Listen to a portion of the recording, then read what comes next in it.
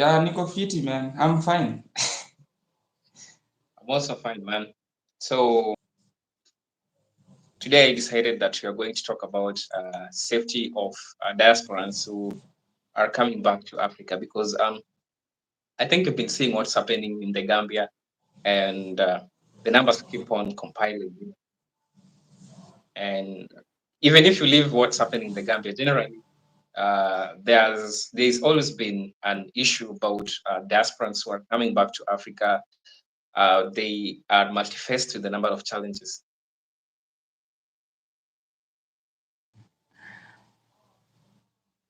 Golden boy. Yeah, your network is bad.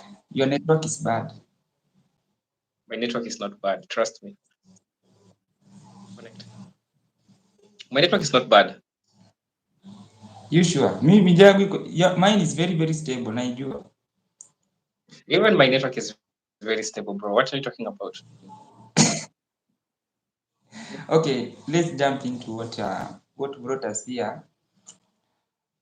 Yeah, so like I was Yeah. saying, the issue of security in Africa for the diasporans have always been an issue, and I've alluded to what's happening in the Gambia, and it's I mean it's not a good phase for Africans, the diasporans who also wants to come to Africa because we have Africans, African Americans, or Black Americans, or any other person who wants to come to Africa, but when they hear what's happening across the world, you know, they they might just get fear of coming to Africa, whereas there are just simple things that they can do to avoid these problems which are happening. Yes. So what can you say about this issue of safety of diasporans? Oh, one of the things I've come to realize that the reason why these people are really having these issues is one, they are traveling to Islamic countries. You know, when you travel to Islamic countries, you need to be very, very cautious of the people who are in that country. Yeah. So another one is that the female, you'll find that the people who are getting in problem in this situation right now is you'll find that there are these female single Oh, parents. women. Yeah, women. Yeah. Yeah. So the solution here is that when they are traveling to African countries, they need to be guided by the male countership. Yeah, they need to be guided. Otherwise, So I think they, yes. so what about single parents? What about those single ladies who are coming to Africa and they don't have men? How will they deal with such type of a problem? Because okay, I understand what you're saying. Mostly traveling to um, Islamic countries, and people have different preferences. We have people who just want to go to Gambia, despite everything which is happening there. So, do you think that avoiding Islamic countries is the only solution? Because we have people who would like to I'm invest not in Africa. avoiding. I'm not saying that you avoid, but when you travel to those countries, you need to be very, very cautious, very, very careful, because as Islamic has been having bad names, but I don't know if it is true. There are others who are hiding behind Islamic. So you'll find that the reason why these women will suffer in those countries because of that country's loyalty or the safety of those people who are in that country. So they need to be very, very cautious on those countries. So another one is that about Gambia. You have heard about has been happening in Gambia, and even the latest news says that there's a lady who was found in a well. In a well, is it yesterday? I found that news yesterday, but I don't have the video actually. I have not verified the information. But there's a woman who died in a in those well. I don't know if she was killed or what has happened. So the thing is that they need to be extra careful. Extra vigilant. So I like the way you've addressed the issue of security and any other thing. And sometimes we create these videos telling you, but until something wrong happens is when people will now start seeing like, okay, this is something which is now happening in Africa in a given country. So as I was walking, yesterday I saw Go Black to Africa addressing another issue which just came up, that another woman was, Yes. and in the past 4 months we've been seeing um, a number of diasporans who are in Gambia, their death, and also generally safety, because some years back people are being burglarized, and I remember doing a video of a diasporan being waking up in the morning and finding their house, like all their valuable things are gone. So that's why we decided that today we are going to talk about safety of diasporans uh, before.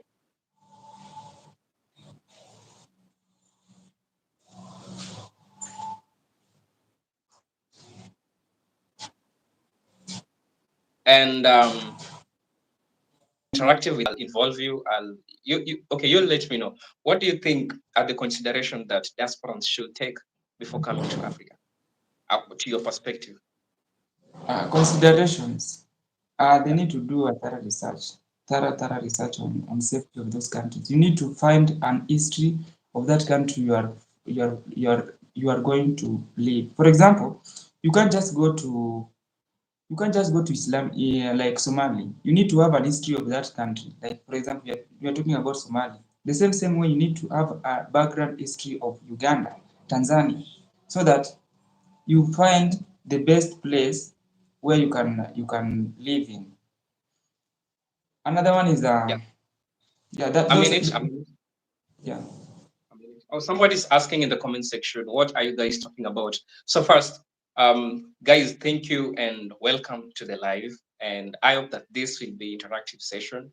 And if you have a question, kindly feel free to ask. And I hope that you will be engaging us with what you know, what's happening outside there, because we are doing this live to engage you. I mean, tell you what's happening in Africa. So if you are interested, if you are an African enthusiast, a person who wants to come to Africa, I know you're a diasporan, and this is the motherland.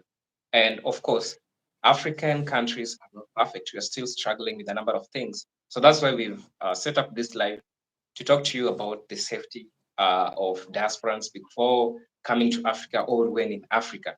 That's what we are talking about, mother mouthed.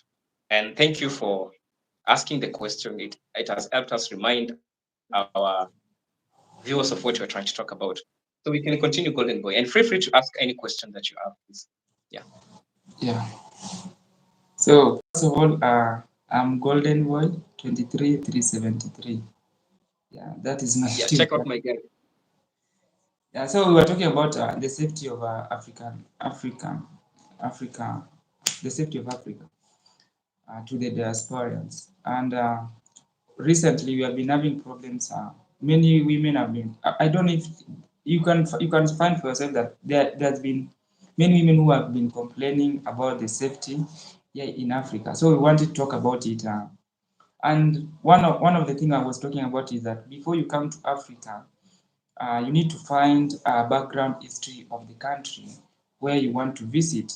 Like I said, I gave an example. You can't leave to Somalia because Somalia has been having issues on security. The same way you can't move to other countries. Like for example, South Africa has been known as a country where there has been thuggery. People have been stealing broad daylight. So the thing is that before you move to a country, you need to do thorough research. Thorough research. You know, Africa has different countries, of course. I know you know, and that's just a reminder.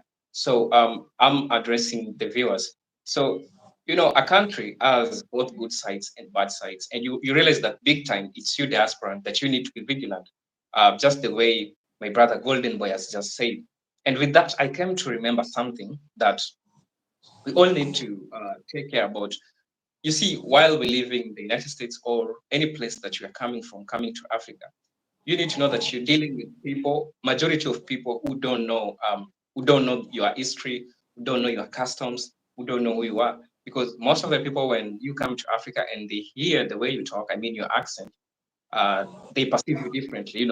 And I would like to highlight this at this moment, because it is true that most of Africans, and I'll say again, most of Africans haven't been taught about the Black American history. Most of Africans doesn't understand why are African Americans coming back home, and especially for people who are not woke or educated to say they don't know. They just see some people who are just coming as tourists.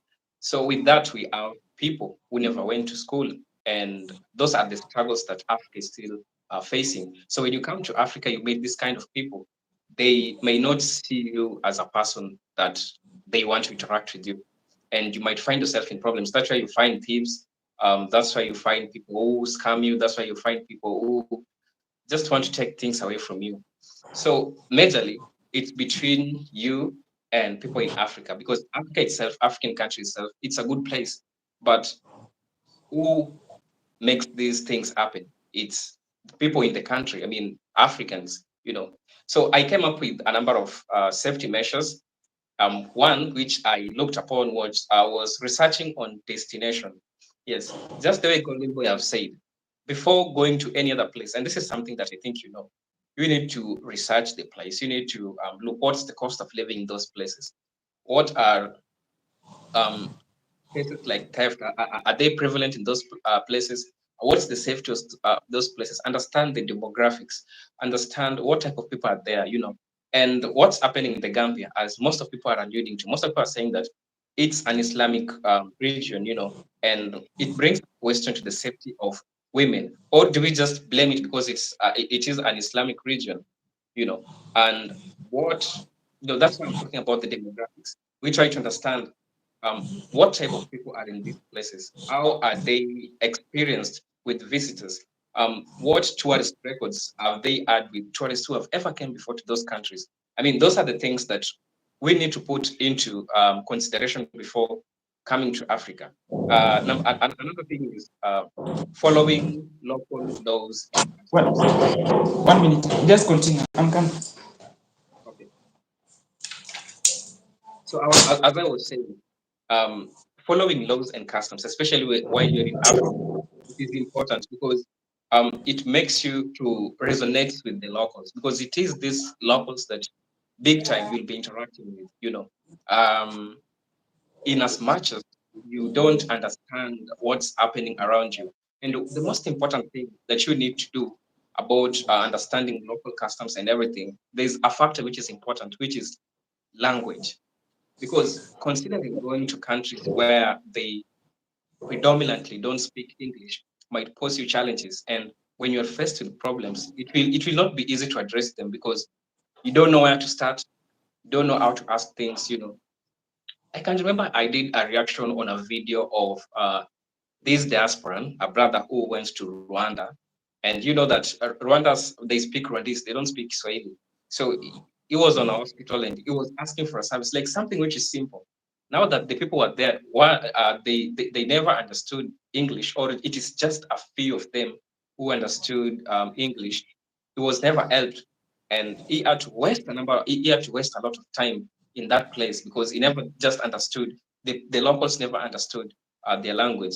Now, a question was raised between the diasporan and the locals, who should learn each other's language? And I'll answer you by saying this: for your safety, don't compromise your safety because of language. Take your time, and learn the language, at least basic things like one, two, three, because you realize that at some point you will need to report a case. For example, something has happened to you. We're talking about safety, and we are open-minded. Anything can happen in Africa. Africa is a beautiful place, but you need to put your mind knowing that anything can happen. So worst of it is that you're in a place where you don't even understand the language, where I mean what people are saying in those places. So you realize that it might become a quagmire for you. It might become a nightmare for you. I'm trying to solve this puzzle which is happening in this place. I'll leave you, Golden Boy, to continue, and then I'll pick it up from there. Okay. Okay. The thing is that you'll find that you'll find that the reason why most of the women most of the African Americans are getting into trouble is because what they expect when they come to Africa, they expect Africa to be America. Okay. So you'll find that they usually have problems. Now, when it comes to to language, as you said, they need to study the language of that country. Like when you come to Kenya, you need to at least know Kiswahili. The same way you need to at least know Kiswahili in Tanzania. Yes. So before you come, you need to at least know Kiswahili because you know people are different in a market. You also need to know that in a market they usually there is a mad person. So learning language, local language is very safety, especially if you are going to live in that country or you're going to stay in that country for a long period of Long time. time. Yeah, Yeah, long. exactly. Yeah. Yeah, So because I also think that it will be no, I mean, it will be no need for you to stay there, study language for a number of time, wasting your time understanding the language. But rather, I will advise you to understand the basics, especially when you're just a tourist, you're going there for a short period of time. You know, so if you are going to stay for a place in a I mean, for a long term, you need to understand that this is the place that you're going to talk about. You're going to live, and you need to understand the language. You know, language plays a really important part in the safety of diasporans in Africa.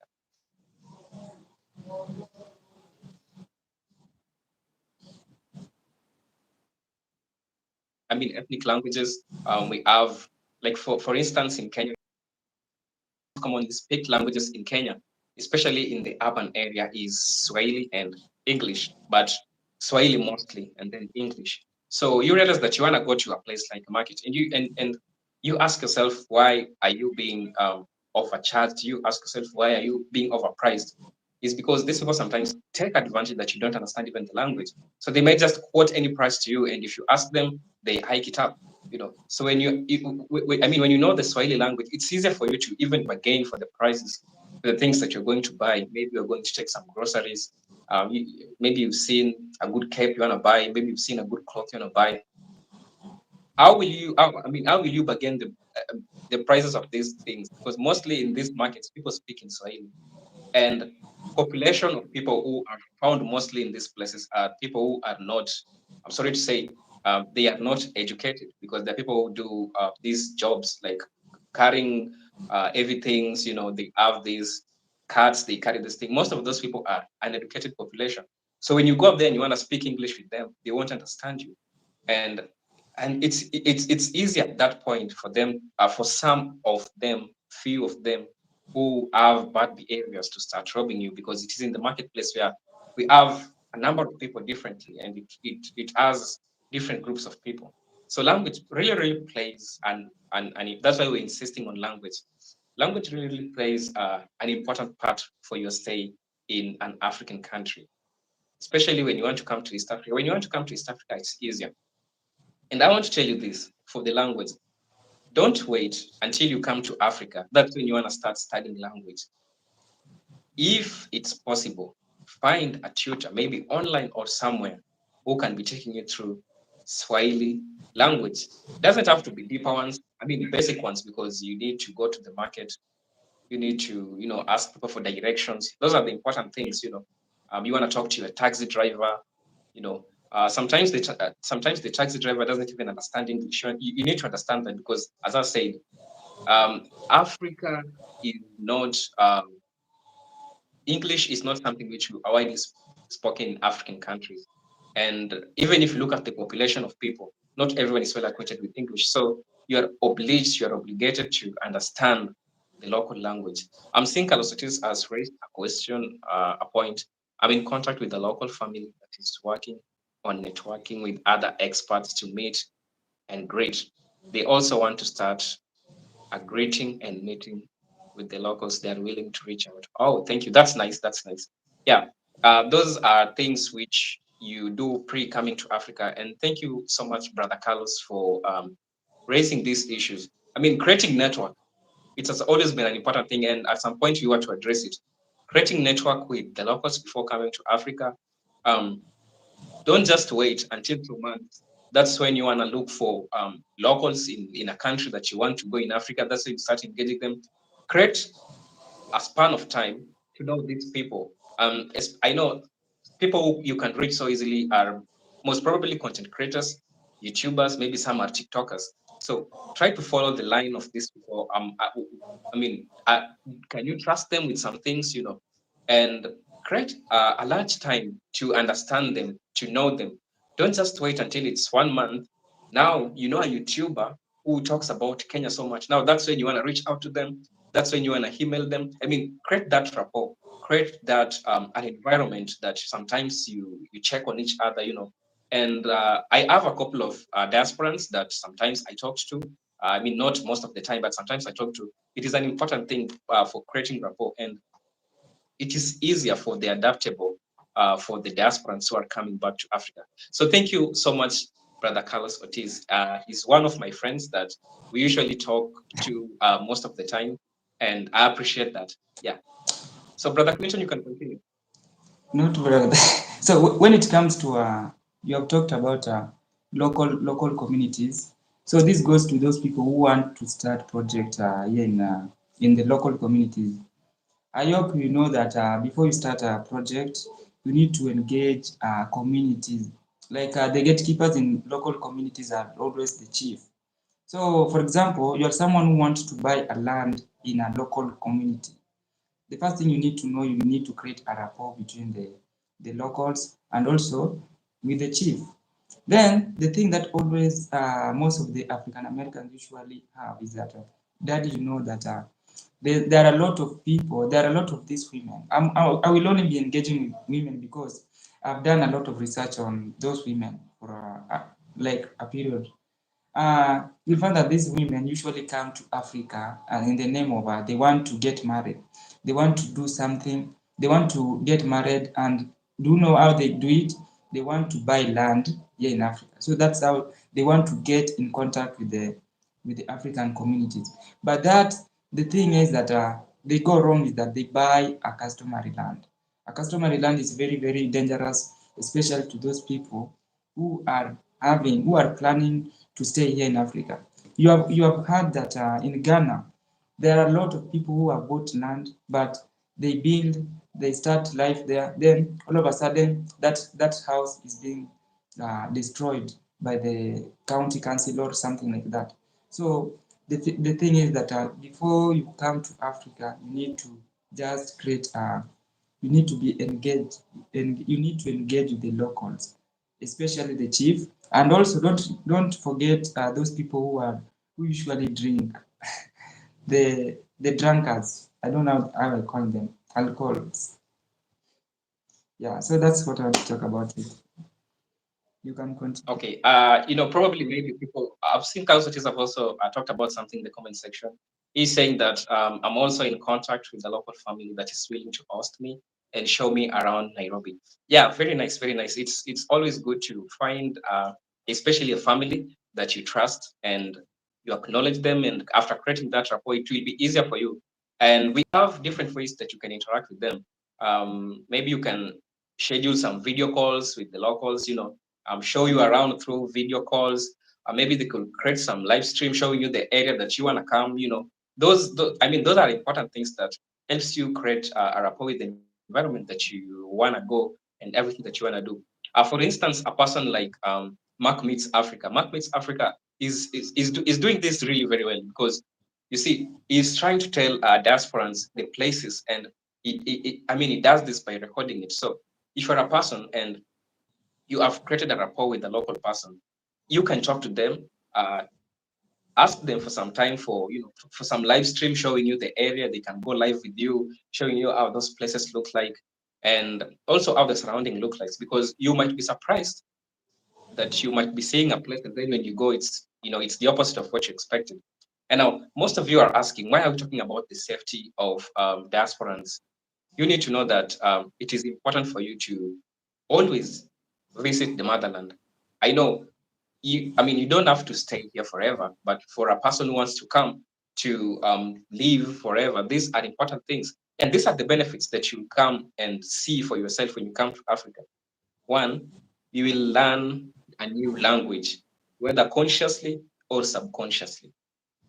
Yeah, because human beings are the product of the environment. This includes the language that you speak. So that's a benefit. That's an added advantage. When you come to Africa, you'll be able to learn a new language. And language is the focal point of this talk, and as we have said, so that's an advantage that you have. Also, you will gain some skills. You see, more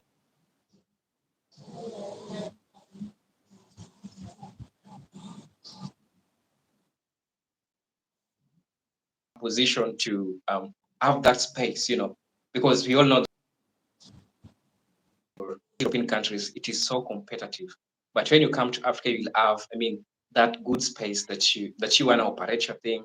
And as long as you know what you're doing, the locals are going to respect what you're doing.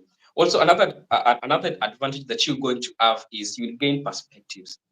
For instance, you're a person who have always been in the United States. You've never set your foot in Africa. Probably most of the things that you see, you just see them on YouTube, you see them on news, and you will get to know what really on the ground, what happens really in Africa, the stereotypes. You'll come to see things which are happening in reality. So you'll gain an added perspective. That's an African perspective. You know, this thing also same happens with an African who goes to the United States or any other European country. They get to gain a new perspective of what's happening in those places. Another thing is you'll make new friends and connection, you'll make new families. As you can see, Brother Carlos Otis have just said in the comment section, he's saying that he has already created a good rapport with a family, locals in around Nairobi. And this shows that it is true. You can create a new family in Africa. You can make new friends in Africa. You can create good network in Africa and maybe achieve something big out of it. Also, you will discover new places, as we have said. Africa is so, so big. And you realize that, I don't know if you've ever noticed, people, diasporans who came to Africa like 5 years ago, you realize that they are not in the countries that they left the United States while going. For instance, you find a diasporan left the United States coming to, for example, Ghana. Maybe they were going to Ghana, but after 2 years, they realized, no, Ghana is not my place. I want to go to Kenya. You know, um, Maybe they go to Rwanda. They said, no, I don't want to go to Rwanda. I want to go to Kenya. So with time, these living these places, going to other places will make you find new destination, gain new perspective, and it is all for learning.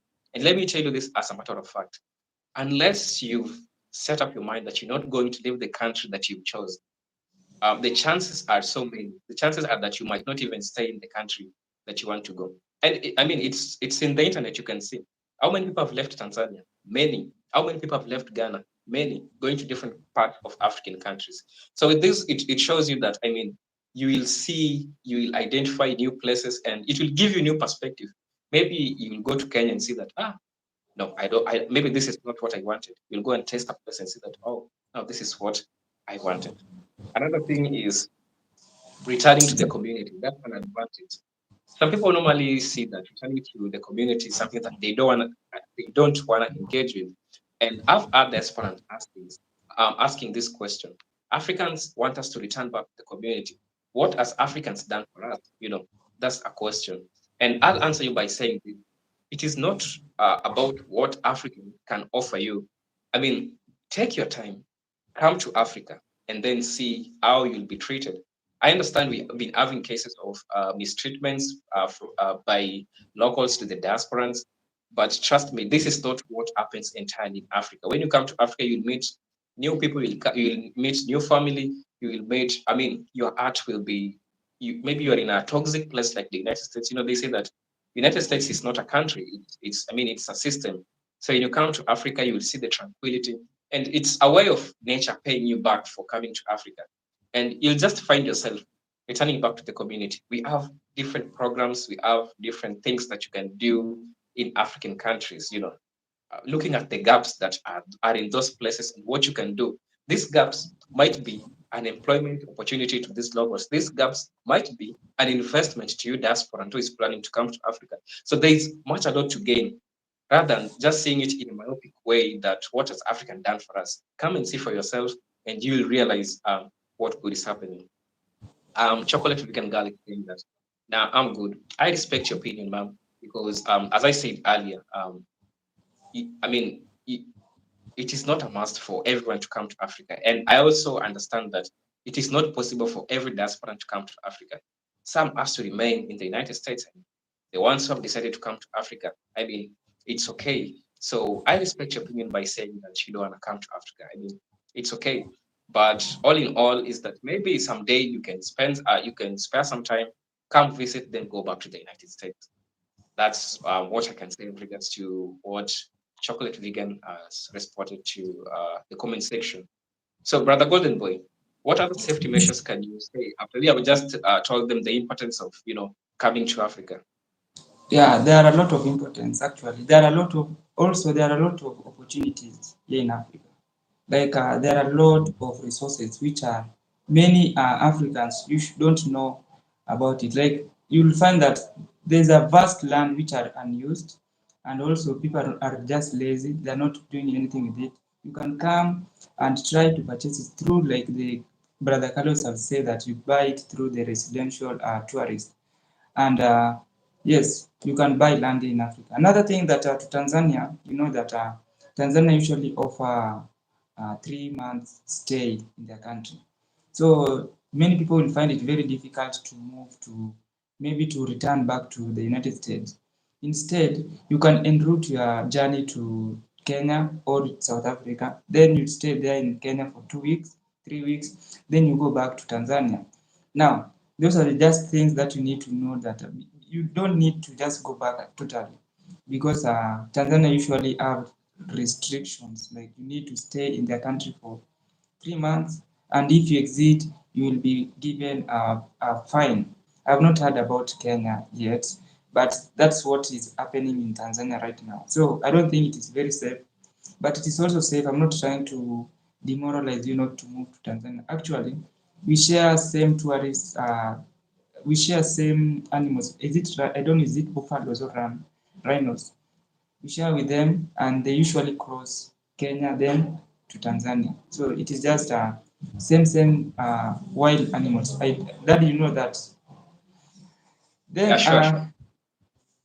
when it comes to, you talked about when it's come to in staying in cities in Africa, it is not a must to stay in Nairobi, like Carlos would say. Like there's a video I did. There's a black American woman who went and stayed in Nyeri, and her life was very easy. So you find that in most of the cities, you find that the life there is very difficult, especially to those people, for example, a black American person who has come to Africa and wants to stay in Africa, and instead he's going to stay in a city, capital city, which will spend a lot of money on staying there.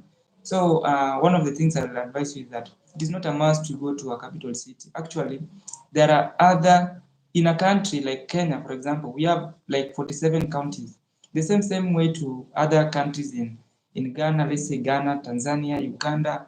It is not a must to stay in those countries. Actually, the best way I can say that you need to go to a local resident where life it's a bit cheaper. Yeah. Also another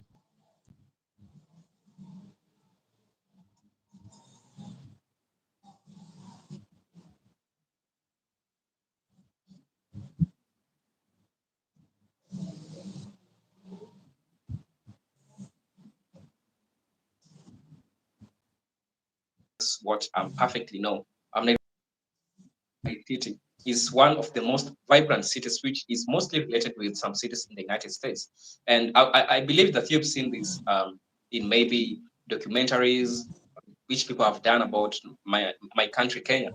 So when you're a person who wants a beautiful life, you want to do something like farming, you want to live that, I mean, that life, that beautiful life, that private life, I'll advise you to go to, the I mean, somewhere away from the cities, like the up tree. Well, the land is so cheap, and you'll get to have homogeneous community. For example, if it's a place where there are laws, and the advantage of this, it will help you to incorporate yourself with these people, understand their culture, as compared to Nairobi, where you meet, for example, different people in different ethnic groups, and it might leave you not understanding I mean, one culture, what's happening with these people, because you're going to meet different people which are coming from different communities. But the advantage with going to an uptown place or a local country or a local place is that you're going to immerse yourself with an homogeneous group of people, and it might also help you identify as one of them, or maybe just acquire a name from one of them. Also, another thing that I just wanted to say is this. Now you have reached in Africa, you want to go to different places. Now you're, for example, you're already in Kenya. You've arrived in Kenya. Now you've settled. These are the things that you need to look into. Number one, now maybe you're in your hotel, you haven't purchased anything, you're just in your hotel. First thing is this: do your research before traveling. Check current travel advisories to maybe the place that you want to go. Maybe you want to leave for Kenya, you want to go to somewhere like Nakuru. You need to know what's happening in the Nakuru. There are some weather things which are happening, because you realize that in December, for a person who was in Kenya, in Nairobi, there were no floods, but in Mombasa there were floods. So these are the things that you need to you need. I mean, you need to see before coming to Africa, before coming to. Already you are in Kenya, but before leaving this, your residential place. I mean, another thing is get travel insurance vaccination, because there are some places you might be restricted for failing to get the vaccinations. That's another thing that you need to know. Um, Another thing which is also common that you need to know is be careful with your valuable items. You don't want to walk in the streets showing people that you got the newest iPhone in the town. You know what you're attracting. And this leads to, different problems that happen to people. The only peaceful way to stay in any place is staying low key, is staying private. That's the most peaceful way. I know you might be tempted to show what your belongings, show what you have, but if you want to stay peacefully, be low key, be private. Let nobody know your business, what you're doing, who are you interacting with. Just be a random person. Another thing is keep your passports, money, credits, and other important documents in a safe, hidden place. It might be in your hotel. I mean, don't just walk with them, because you never know who you will land to. Yes, just keep them in a safe place and leave them there. After you've done with your tour, after you've done with everything, you can go back and get them. It might be an hotel or somewhere that you decided to go. Another thing is follow the local customs, respect the culture, religion, traditions, also dress appropriately, and obey the traffic rules. These are the things which will help you survive, especially in the cities where there are problems. Golden Boy, why are you laughing? You are about obeying the traffic rules. Actually, here in Africa, obeying traffic rules it is just a bare minimum. Yeah, it Yeah, is. it's. I You can, mean, if you have a car, you can just obey, but you just be careful in the road, because you'll find that there are a lot of accidents which happen. Now, when you come to those, you talk about living, being taking care of your passport, visas, and anything. It, important documents. You need to be very, very careful, because we have bad people here. Actually, there's a person, Daddy, Idun, there's a person who came to visit us in Kisumu region. Then, when she was traveling back, someone stole her visa, and it was very, very bad. She almost cried. So keeping your valuable items is very, very okay. It is very, very important for you. Then, if you are having accessories, expensive accessories, please don't always show them to the public or to the general public. And also don't dress like I know you Western, mostly to women. I know you Western, you are used to dress like you are used to your dressing code. We in Africa, we sometimes obey our culture. We sometimes obey what our forefathers talked about.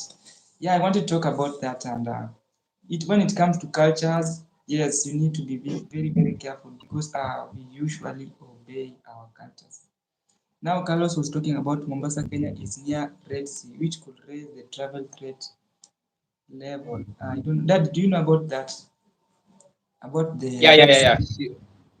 yeah. Yeah, the Mombasa is being bordered by the Indian Ocean. So you remember what happened last time on December? It was it was so dangerous.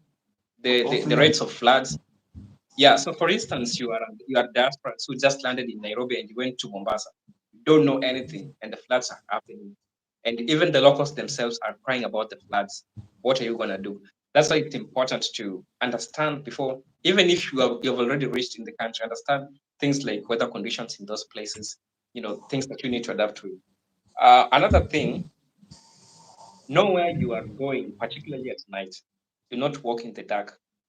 Yes, do not walk in the dark. You can use a taxi, or you can stop visiting informal areas. I'm going to talk about this because it's important.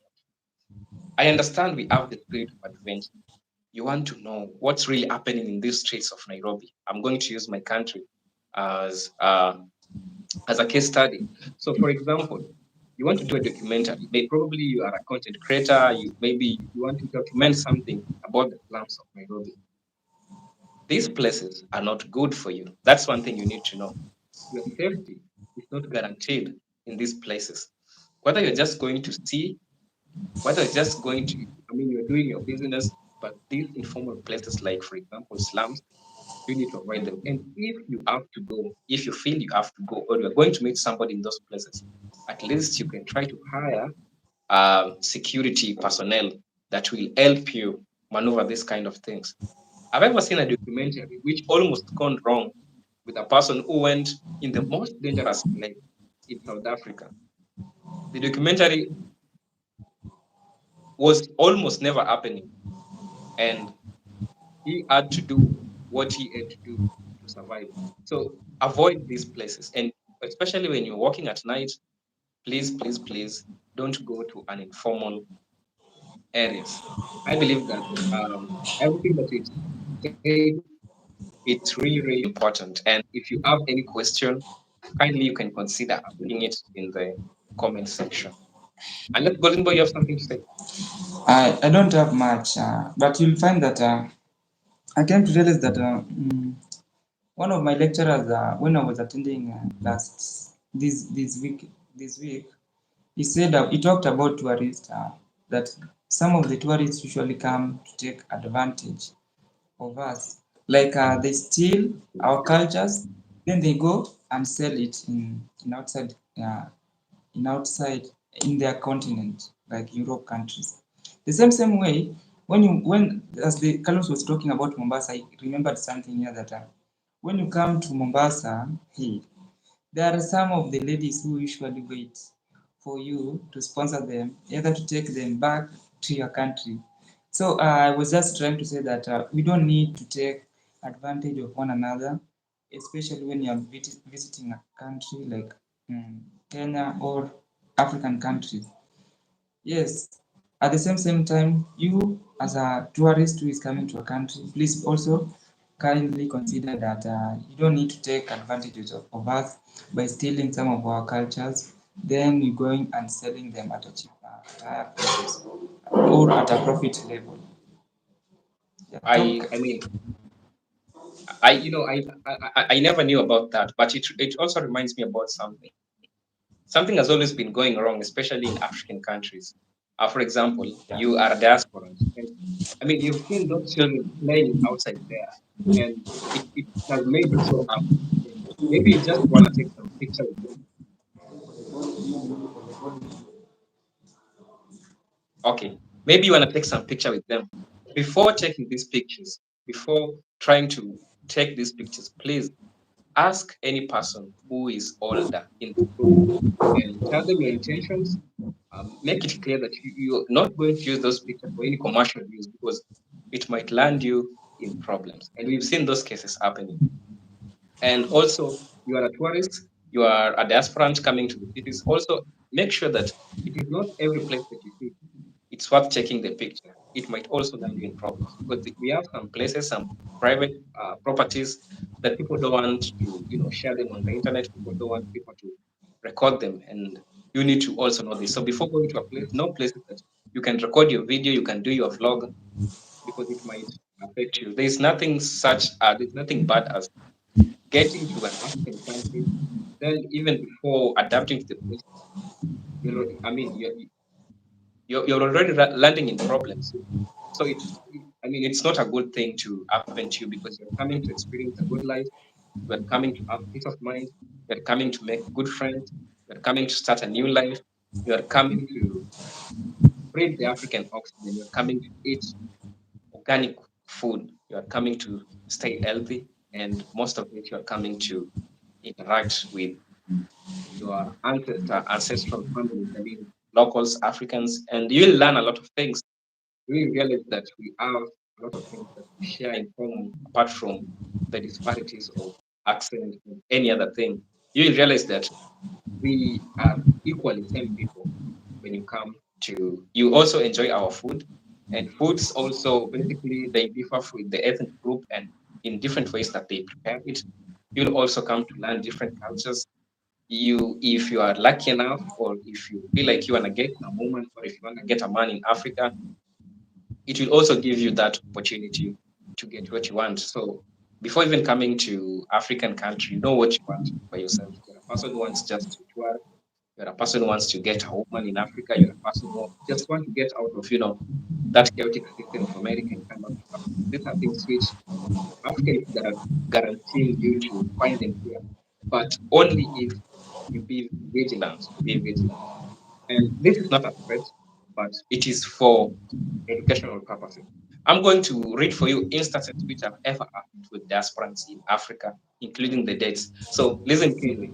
So in the year 2016, a group of African American women who were visiting Tanzania as part of their cultural exchange were attacked by a mob of angry locals who accused them of being witches and practicing witchcraft.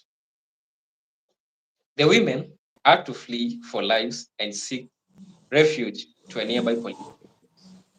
You also need to understand that not every local person that you meet is going to understand the things that you're doing. Maybe you are used to a given type of religion. Maybe they don't understand that. They're just seeing it as type of, voodoo or witchcraft or anything that you're trying to do. So you saw what happened in these diasporant women who came to Tanzania in 2016. Also, there 2014, an African American missionary named Lucy Wright Paul contracted Ebola, getting back to the US history. Um, Something like this is something which is uncontrollable, and there is no problem with that because anybody can catch a disease. But you need to establish a stronger relationship with the locals for you to, contaminate these things which are happening in these places.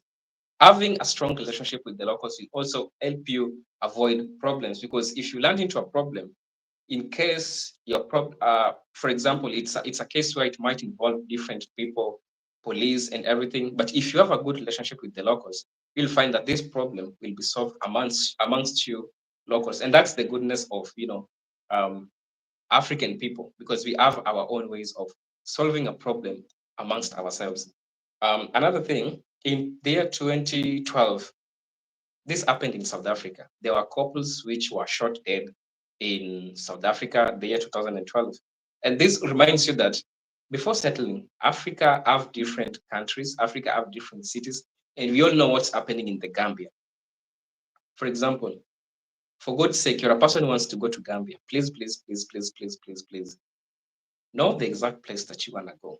And this is where creating a rapport with the locals before coming to these places will help you, because they'll tell you this place is not safe for you. This place, it's a little bit chaotic. This place is a little bit nasty. And they'll advise you safest places, good places that you can go. So you need to be extra cautious. But Africa, it's a good place for you, but it is the choice that you will make, the country that you will make, that will determine the peace that you'll have.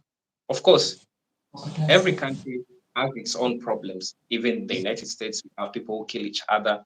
Same to Africa. So it's about the choice of the country that you choose.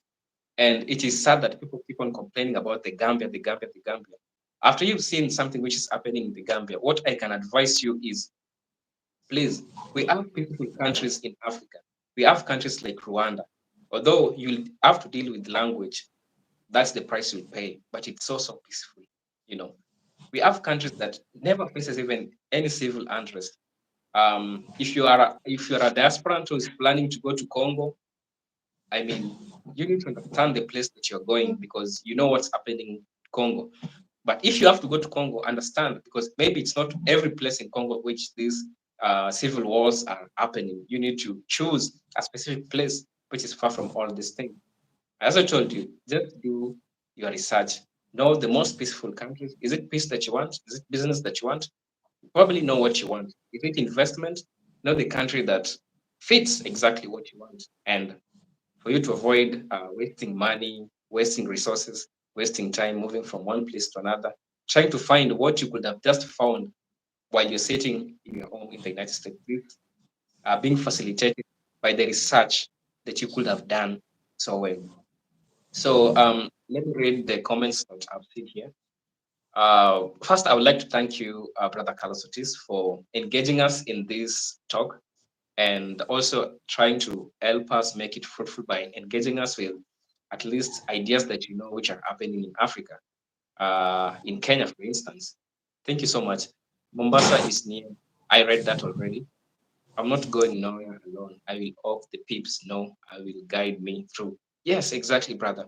Don't walk alone. Don't walk alone. It is not good to walk alone, especially when you don't know when even you don't know the language, you can't even defend yourself. Somebody might even say something against you. You don't even know what's happening. So it's easier for you to walk. If you walk with a person, they can defend you. They can talk with the locals in case a problem arises. I'm seeing somebody saying Bekara Maki Tatoi. He's saying 44 Ghanaian women over the years were killed in Gambia. Yes, these things keep on happening, you know. And I'm Yeah. glad that Let me talk kindly. So I have come to realize that the reason why these people are killing, I don't know, is it about poverty or what is it? Uh, yeah, that's also most another reason. most of the I don't know, young boys are taking advantage of these women. Like if you don't give them money, I think they will terrorize you very bad. So you find that that's one. Then another one is that to the people who are coming to Africa or who intend to come to Africa, kindly always don't give out money, cash, especially cash money. Not every person has good intention with you. For example, you give me your money, that you know that if you give me your money, even in our village, we don't even me, I don't give out cash. I can't give out cash. If you want something from me, you want, for example, food, I go and buy for you. I'm not going to give you that money directly.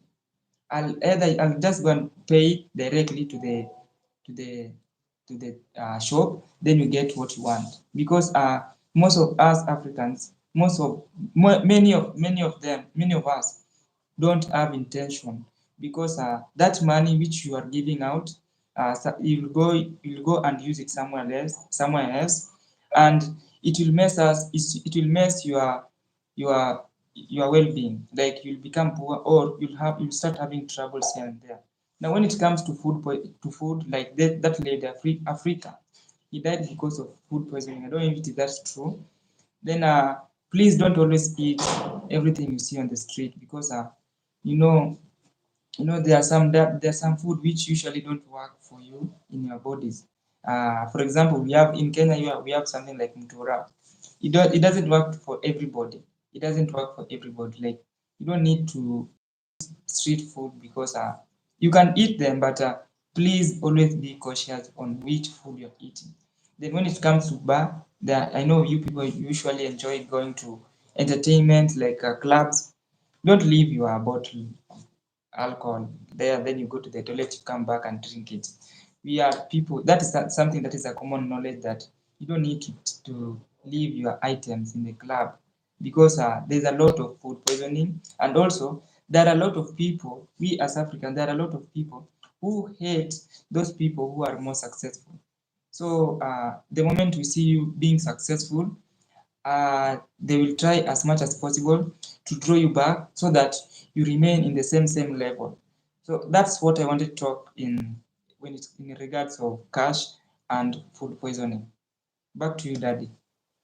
Okay, I would also like to say something. I think Brother Makitatowi has just reminded me. There's a point I've seen documentaries, people doing documentaries about young men in Gambia, getting into relationship with older women and all those things. I'm trying to connect the dots, and I'm seeing the relationship between the death of women and the relationship of young men in Gambia who are getting into relationship with these women. So maybe some things go wrong with these young men in Gambia. And I believe you all know what's happening in the Gambia because people are not employed, and you find that some teenagers there, they wait for these white tourists who come there. They be their lovers, maybe part time. They be their lovers temporary, maybe permanently. We don't know. But I believe at some point, connecting the dots, another reason that might have caused the death of these women is maybe some of them engaging in relationship with these people. Maybe something goes wrong, maybe a contract that they're trying to do and it's not going on. It can add to numbers. It can become a factor that puts people looking at things that have gone wrong. In Gambia, you understand. Um, Another thing that Golden Boy said, which is important, and I think that all diasporans who are yearning to come to Africa, any country that you've chosen, I would advise you this. If you don't know a person, don't trust everybody. If you are doing transactions, for example, you're going to buy an asset while in Africa, if it is possible, ask for a receipt. A simple thing like, for example, you have gone to a supermarket. I know some of you are used to you are going to a supermarket, you're being given your receipt, maybe you throw it away. Somebody might see this receipt that you're throwing away. They might take it, then follow you, then start shouting that you've taken their things. You don't have evidence that you bought them. They have the receipt you don't have. That's something that might also take you down. Another thing is this: mobile money is something which is happening, or we are paying with it. Take advantage of that. Avoid giving cash because generally we deal with a lot of mobile banking. So, for example, you paid for a service and somebody says that you haven't paid, and they bring you police, and now it's a case, legal procedures. If you paid through mobile banking, you will have an evidence that you paid, you know, and they can contact even the customer care of the line that used to that transaction to prove that indeed this is the transaction that you did. And if you paid through cash, you got no evidence, and they can easily win that case against you. I don't know if I've addressed everything, but in case we haven't addressed everything, Yeah, I in our next, I've forgotten some. I've forgotten yeah, something. Yeah, when carrying cash, please don't always carry cash in your public. I said the thing which I was talking about was about the locals. When you are you are going to local communities. Now, when you are coming to a town like Nairobi, for example, please don't always carry cash because you know that there are some people usually have. This is something that happened to my mom actually. She carried like $50,000, 50,000 shillings. Then when she was going to pay for an item which she had ordered, someone threw I don't know what is it. Then all of a sudden that money went just disappeared like that. So when you are in an African, like for example Nairobi, please don't always carry cash in your pockets. yeah, example, even in the Yes, back past, to you. yeah, these cases are always predominant. Maybe you've carried a lot of cash in your purse or something. Maybe this is something which has always been happening. You walk for some distance, you catch your pocket, you got no money. And there are a lot of things which happen. Some people have, I don't know, supernatural powers or something. You greet them, you walk some kilometers, you don't even know where you are, you don't have your money. And this is something. Another thing, when you are using a public transport, for example, you want to experience the city life and you've boarded maybe a matatu. So, for example, Kenya is so vibrant with the matatu culture. You are sitting, for example, you are sitting on a window. If you're sitting on a window, please close the windows. And if you want to sleep offline, then just open the window. You'll know what will happen. Your phone will be snatched. So, especially in the city, it's something which happens. So be vigilant, and we hope you a good day for diasporans who are coming to Africa.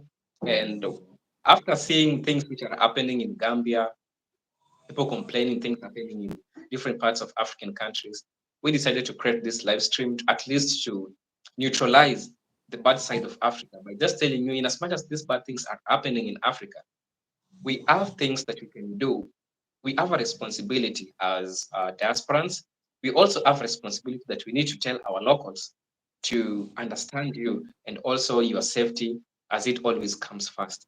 I'm seeing Afripos saying, very informative, guys. Keep on doing the great work. Thank you, bro. Thank you, bro. I don't know if there's something I've left. If you feel like there's something that you think we need to address to you, kindly put it down on the comment section and we will gladly tackle it in the best way we can. And we're giving you around 2 minutes. If we don't have any question, we will close the live stream. So we're just giving you 2 minutes. If you have any question that maybe you've been wanting to ask before coming to Africa, something that you might want help with, yeah.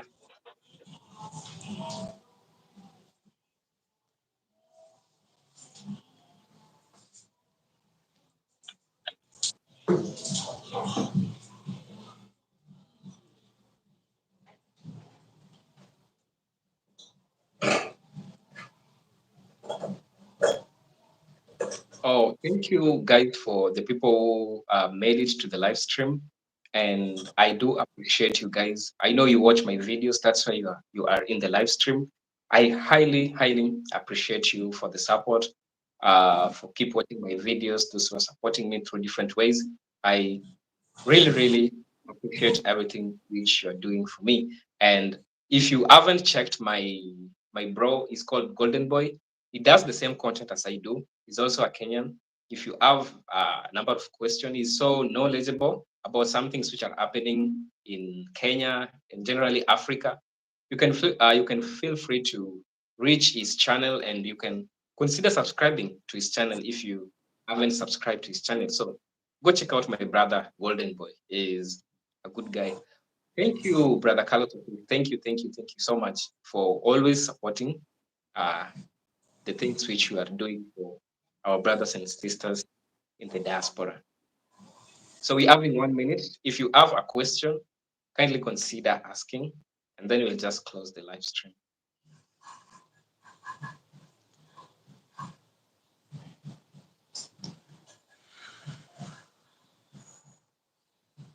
Golden Boy. Yes. Give them final remark. These people don't have question. They are contented. Yeah. If they are contented, we love to close it, but before we close it, we really appreciate you guys for the support. For those people who came through the live, who has been supporting us, like Carlos Ortiz, Bekra Martino, AfriPost, those who came to the live, we really, really appreciate you. And if you have any question, please post it here down before my friend closes the live. Or alternatively, if you have a question, maybe a personal one, I don't know, can I type my email? Maybe you can consider, you can come to my channel, maybe comment on a video of mine, and I'll look into it. I'll share with you my email. Maybe if you are inquiring something, I will help you in the best way possible that I can. Somebody asking, Curtis is she's asking, why is brother? Oh, he's already answering the question. Upstate, New York. So see you guys. Until then, peace, love, and harmony. Salute. Salute. Close it.